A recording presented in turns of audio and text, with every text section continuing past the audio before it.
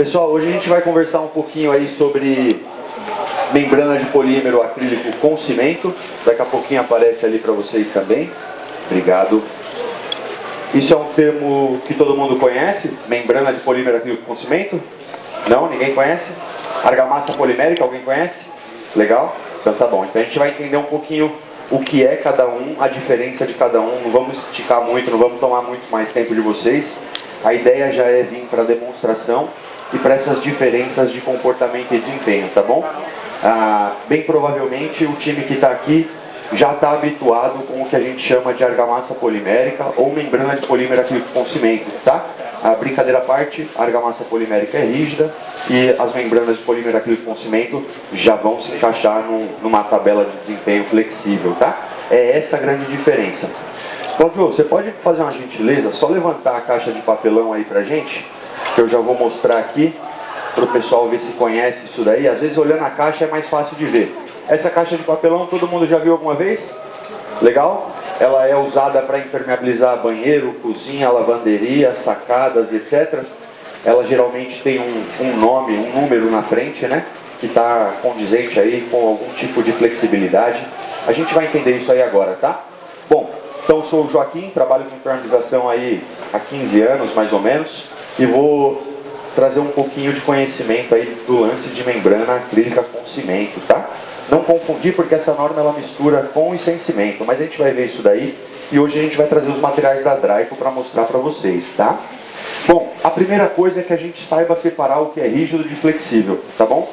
A gente é muito adepto de ou é rígido ou é flexível, ponto. O flexível pode ser muito flexível, pode ter memória elástica, mas ele é flexível. E o rígido é rígido, tá bom? Se você fizer algum esforço de alongamento, ele rompe.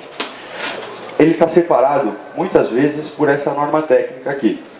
Os rígidos a 11905, que é a norma de argamassa polimérica para impermeabilização, e os flexíveis, que podem ser os flexíveis convencionais ou com fibras e etc., já classificados pela 15885. É a 15885 que chama esse material, que o Cláudio mostrou pra gente, de membrana de polímero acrílico com cimento, tá bom? É por isso o nome um pouquinho diferente do habitual. Bom, essas caixas de papelão a gente está muito habituado, eu trago até a obra misturando com um pedaço de madeira para fazer uma provocação, tá bom? A gente sabe que não é assim que se deve misturar materiais, não é? Com algum elemento sujo ou de madeira absorvente, rouba, desbalanceia, suja, contamina. O certo é sempre usar um misturador. Mas o ponto é que esse material ele é bem simples. É o cimento, a resina, a gente mistura os dois. E é o que a gente chama de fácil de aplicar. É um material que se você tiver um profissional bem orientado, ele consegue fazer? Sim ou não? Sim. Só que a impermeabilização precisa ser mão de obra especializada, não precisa? Às vezes o cara fala que sabe pintar a parede, mas ele é muito distante de ser um bom pintor. A ideia dos materiais fáceis de aplicar é a mesma pegadinha. Às vezes é um material muito fácil de aplicar, mas também é muito fácil de fazer errado, tá bom? Então a mão de obra especializada ela se aplica para a impermeabilização como um todo. Essas caixas de papelão que a gente está habituado no dia a dia, elas são usadas desde banheiros e cozinhas até piscinas e reservatórios. No caso de piscina e reservatório, a gente precisa trabalhar às vezes até com 6 demãos de produto. 2 do rígido, 3 do flexível, faz um compósito de sistema, tá? Então significa, pessoal, que se eu tiver, por exemplo, 1000 metros quadrados de área para impermeabilizar, vamos pensar num banheiro, eu tenho 1000 metros de banheiro para fazer nesse prédio. Eu vou gastar 3 quilos por metro quadrado desse sistema convencional, em média, tá bom? Eu vou precisar de 3 toneladas de produto para fazer esses 1000 metros quadrados. A ideia do que a gente vai ver hoje é um material que retém filme de espessura seca, eu consigo trabalhar com consumo menor, e aí eu passo a não ter mais que precisar de 3 quilos por metro quadrado. Eu consigo trabalhar com 1,3 kg, alguma coisa próximo disso, tá? Ainda preservando a espessura de filme seco. Para quem não sabe, quando a gente fala que o material rende muito ou o consumo é baixo, ele pode ficar fino demais. E se ele ficar fino demais, ele não atende a espessura que ele precisa atender para ter o desempenho que ele está propondo ali. Então é importante que quando a gente reduz o consumo, a gente mantenha a espessura. Eu vou mostrar isso para vocês. Ó, Claudio, me ajuda aí a mostrar para o pessoal o que vem dentro da caixa de papelão, você já mostrou. Tem lá um saco de cimento de 14 quilos. E tem mais 4 litros ali de resina polimérica, tá bom? Base acrílica e etc. mas é uma proporção de 14:4, é a caixa de 18 quilos. Quem vocês acham que traz um pouquinho de nobreza para essa mistura? O cimento ou a resina? A resina. Então significa que se eu tiver mais resina eu tenho um produto mais nobre? Beleza? É lógico, guardadas as devidas proporções, né, e etc. Claudio, mostra pra gente, por favor, do Elastic, como que funciona, que é o que a gente vai chamar de membrana de polímero acrílico com cimento de alto desempenho. Os dois materiais atendem a mesma norma técnica, tá bom? Só que eles têm desempenhos diferentes. Então eu tenho o mesmo material, com a mesma norma técnica de referência, mas eles têm desempenho diferentes. Então é importante saber analisar característica de produto. A primeira grande diferença para o Elastic com relação ao fibras, por exemplo, é a proporcionalidade de cimento e resina.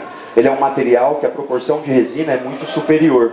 Deixa de ser 14:4, que é alguma coisa como 1:3, e vira 1:1. Eu tenho 1 kg de resina para 1 kg de cimento. Ou seja, eu tripliquei a quantidade de proporção de resina nessa mistura.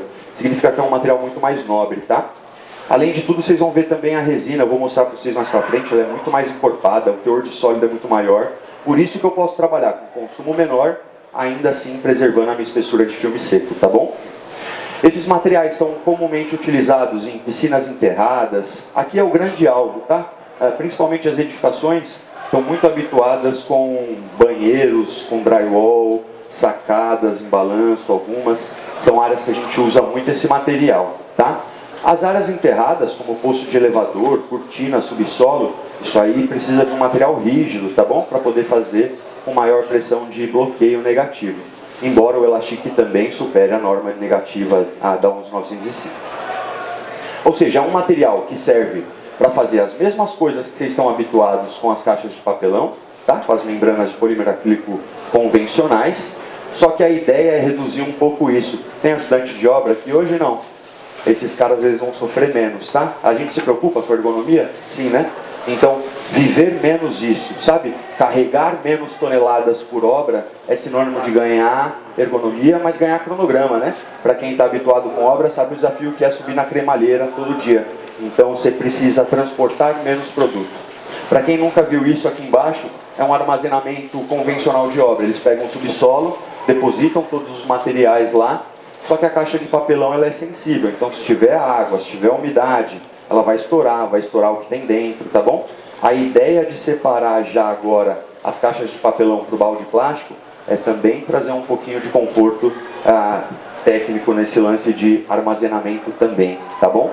Bom, então a ideia é fazer o que a gente já faz, mas reduzindo o custo e reduzindo o cronograma, beleza? Faz sentido? Vamos lá, ó. É o que a gente vai chamar de membrana de polímero acrílico com cimento de alto desempenho, porque ela supera o desempenho das membranas de polímero acrílico tradicionais, tá? Com cimento. O que mais é interessante dela, que as outras comumente não têm? Primeira coisa, resistência UV. As outras não têm resistência UV, essa daí já vai ter não é um material que a gente gosta de usar para áreas expostas, tá? O cimento, o material cinza, não é o mais durável em áreas expostas, mas ele tem resistência UV. Quando que isso é interessante? Vou fazer uma piscina com a polimérica tradicional. Eu tenho uma preocupação dobrada com quanto tempo aquela impermeabilização vai ficar exposta ao sol. Porque é um material que não resiste ao sol. Obra atrasa? Sim. Eu terminei a impermeabilização, terminei o teste de tanqueidade e a mão de obra que vai assentar o revestimento por cima ainda não chegou. A minha impermeabilização vai ser condenada por isso? Pode ser que sim, pode ser que não, mas o ideal é que ela não fique exposta. Esse material você não sofre com isso, então ele pode ficar exposto. Outra coisa que é interessante aqui pra gente, a vida útil dele está bem lá embaixo, perto da borda da televisão, de 12 a 15 anos, tá? Depende do consumo. Então ele tem uma vida útil de referência superior das membranas de polímero acrílico com cimento tradicionais, que comumente ficam entre 8 e 12 anos, aí, dependendo do consumo. Ele é um material que vai ser usado para as mesmas áreas de aplicação, não muda nada, tá?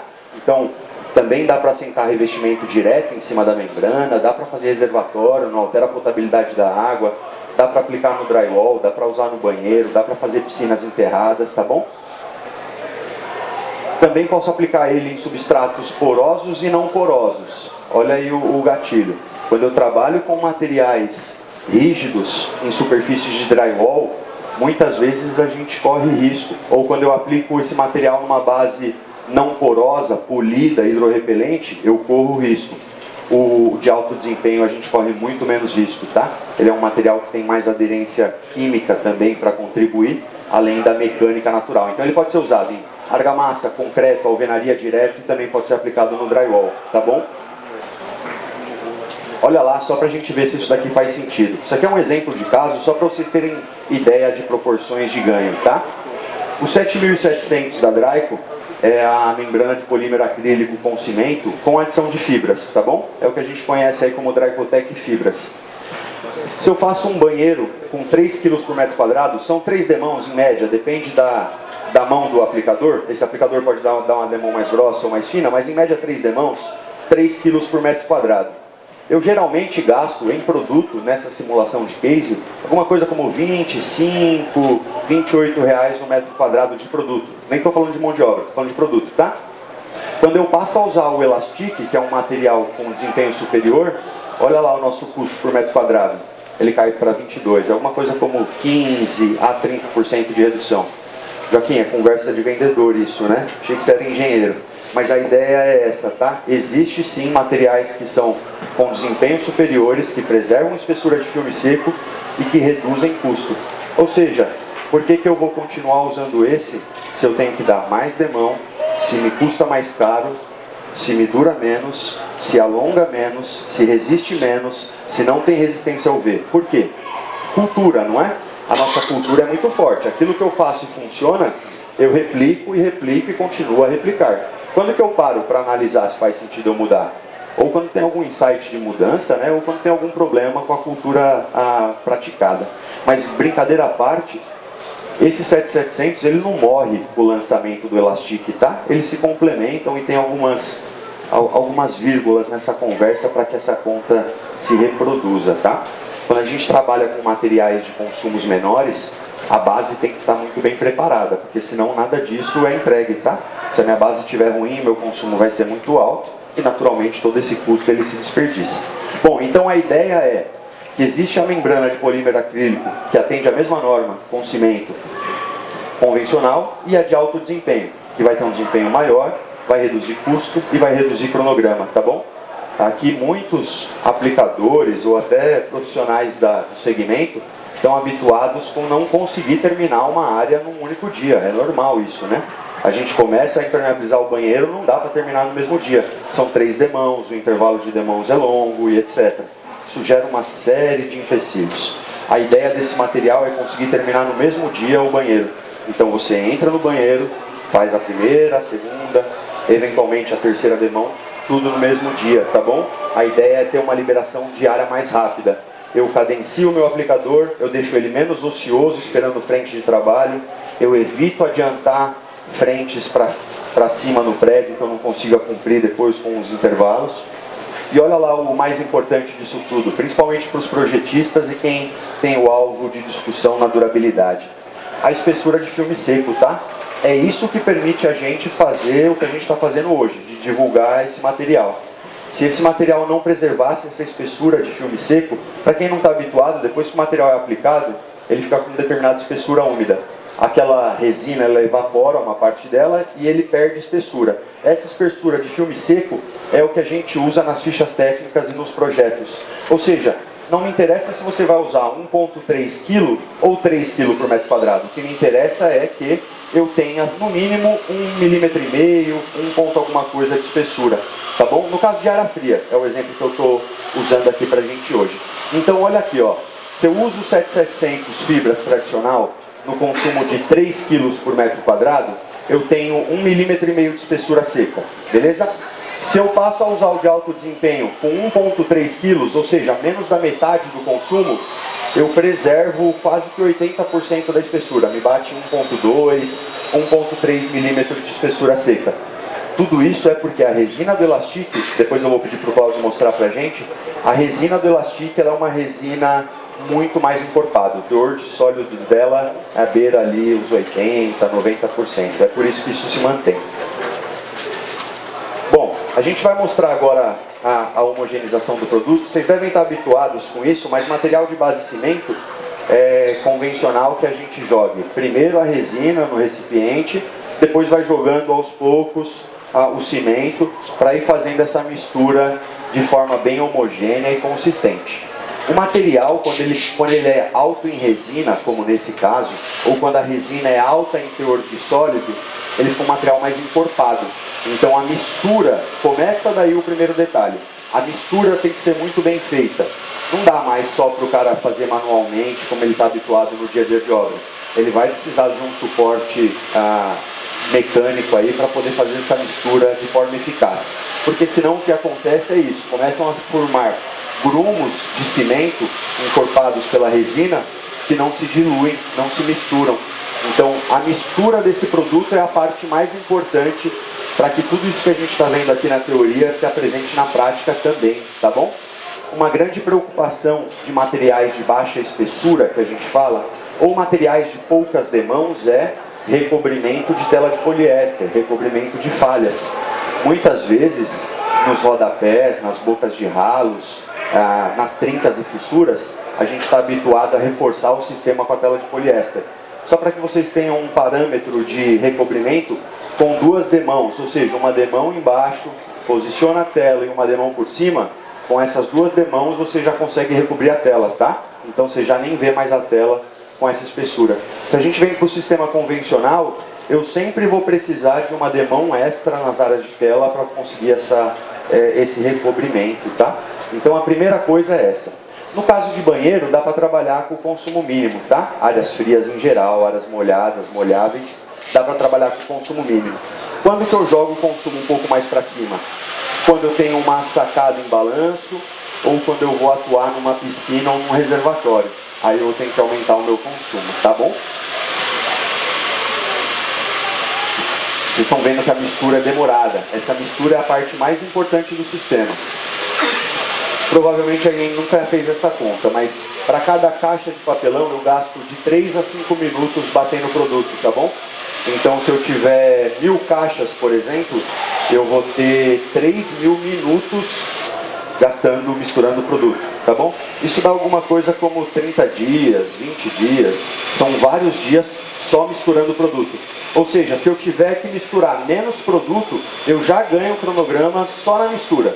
Quando eu tenho que bater menos produto, já fica mais fácil, tá? A ideia é essa.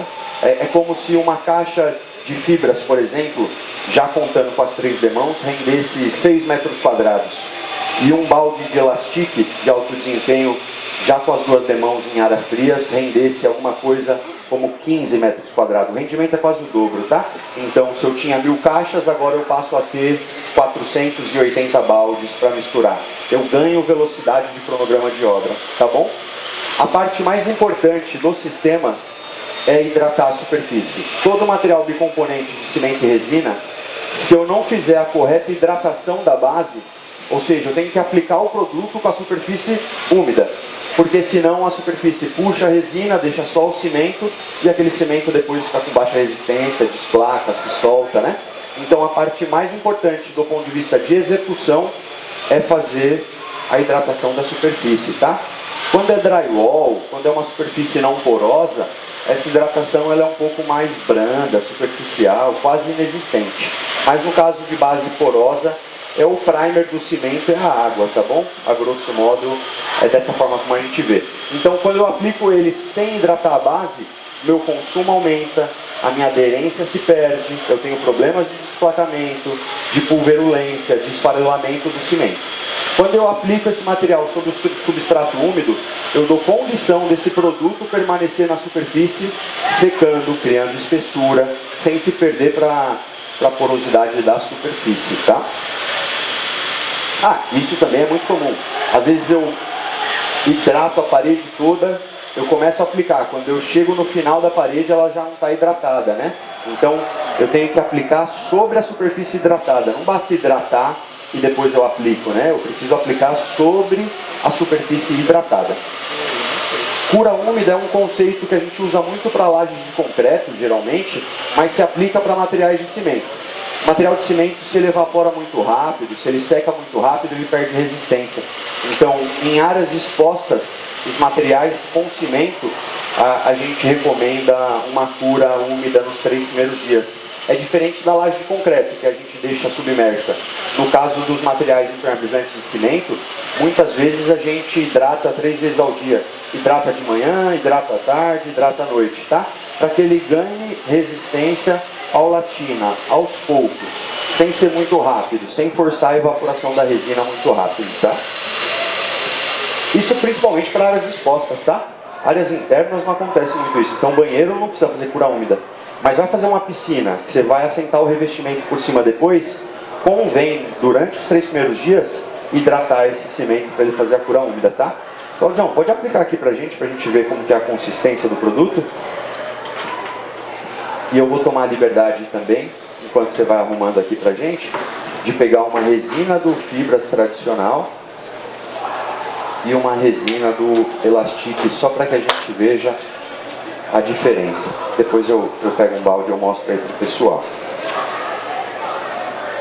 Ele é um material mais encorpado que o tradicional. Mas lembra a proporção resina-cimento? Pode aplicar, viu, Claudião? Imagina que isso aqui já está hidratado, tá? No caso do drywall, tomar cuidado até usar os resistentes à umidade, aí, o drywall verde, tá? Quando eu uso um material que tem menos cimento na proporção, ou seja, ele tem mais resina, dá a sensação dele ser um material mais leve, né? Porque o cimento vai trazer essa carga ali para a mistura. Mas ele é um material mais encorpado, tá? Bem mais encorpado, inclusive pela resina. Eu vou, enquanto o Cláudio vai aplicando, de mão cruzada, dentro do tradicional, cultural que vocês estão habituados. Não tem muito segredo, mas ele é um material caro. Para aquela conta bater que eu falei para vocês que reduz o custo, eu preciso trabalhar com demãos uniformes, tá? Eu preciso preservar essa uniformidade de demão para que não me aconteça divergência de consumo, divergência de espessura, tá bom? Isso é importante. Eu só vou mostrar aqui para vocês a diferença da resina da polimérica tradicional, das membranas de polímero acrílico com cimento tradicional, convencionais, que a gente está chamando aqui agora, comparada com a de alto desempenho, tá? Vou posicionar ela aqui. Vamos ver se dá para vocês enxergarem daí também. Só vou mostrar a consistência e a gente analisa junto como que ela se comporta. E aí eu já entro para a gente terminar com os valores normativos para vocês entenderem. Essa daqui, ó, ela é uma resina tradicional. Claudio, posso deixar aqui no cantinho? Você segura para mim enquanto isso? Tá aberto. Essa daqui é a resina tradicional, ó. Ela tem uma consistência, uma densidade que beira a água. Como se fosse uma densidade de 1.01, tá bom? Sujei meu dedo, depois eu mostro para vocês o poder de pega também no dedo, tá?